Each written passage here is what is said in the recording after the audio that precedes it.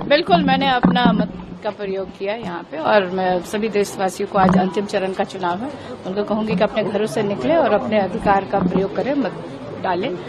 और ये देश का चुनाव है और वो अपने मुद्दों पे, जो जनता का मुद्दा है उसके लिए वोट डाल रहे हैं, क्योंकि अंतिम चरण का चुनाव है।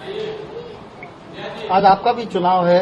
बिल्कुल, मेरा भी सुबह से, हम भी अपने क्षेत्र में ही हैं और अभी फिर वही वोट डाल के फिर वही जा रहे हैं। फीडबैक मिल रहा है? बहुत अच्छा, बहुत अच्छा है, उत्साह है, बहुत ज्यादा उत्साह है।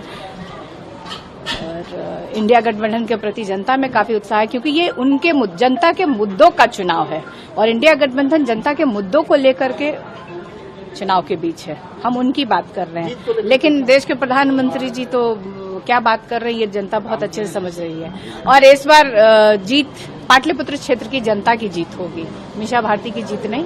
10 साल से इस क्षेत्र की जनता त्रस्त है, देश के प्रधानमंत्री से भी और स्थानीय सांसद महोदय रामकृपाल यादव से भी। बिल्कुल, मैंने अपना मत का प्रयोग किया अभी, और जो लोग भी अभी देश के और प्रदेश के लोगों ने अपने मत का प्रयोग नहीं किया, मैं उनसे आग्रह करूंगी, अनुरोध करूंगी, प्रार्थना करूंगी कि अपने घरों से निकले और इस लोकतंत्र के पर्व को मनाएं और अपने मत का प्रयोग करें।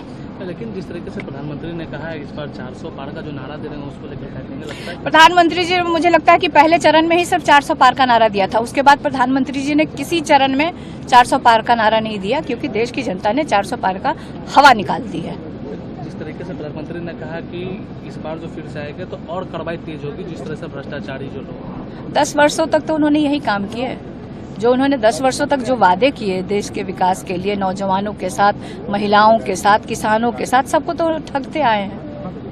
इस बार लगता है क्या इंडिया नहीं, उन्होंने बताइए कि इस पूरे चरण में 7 चरण का चुनाव इस देश में हुआ, कभी भी प्रधानमंत्री जी ने यह कहा कि जो वो तीसरी बार मौका मांग रहे हैं तो उनका विजन क्या है, क्या करना चाह रहे हैं? सिर्फ ये बता रहे हैं कि हम विपक्ष के नेताओं को जेल भेजेंगे। 10 वर्षों तक तो यही काम किया उन्होंने, डराने और धमकाने का काम किया, अपनी ईडी, सीबीआई, इनकम टैक्स लगा के विपक्ष के नेताओं को डराने का काम किया। जो लोग उनसे डर गए वो आज उनके दल में हैं, और जो लोग नहीं डरे, हम लोग जैसे कुछ लोग जेल गए और कुछ लोग लड़ रहे हैं, हम लोग लड़ रहे हैं और हम लोग जनता के मुद्दों के साथ खड़े हैं, लड़ते रहेंगे, चाहे वो हमें केस में फंसाए, चाहे वो हमें जेल भेजे, हम लोग डरने वाले नहीं हैं। 4 जून को क्या लगता है इंडिया गठबंधन की सरकार बन जाएगी? बिल्कुल बिल्कुल, इस बार देश की जनता ने ठान लिया है कि वो अपनी सरकार बनाएंगे, जनता की सरकार बनाएंगे, मुद्दों की सरकार बनाएंगे। इस देश का 2 ही दुश्मन है, बेरोजगारी और महंगाई।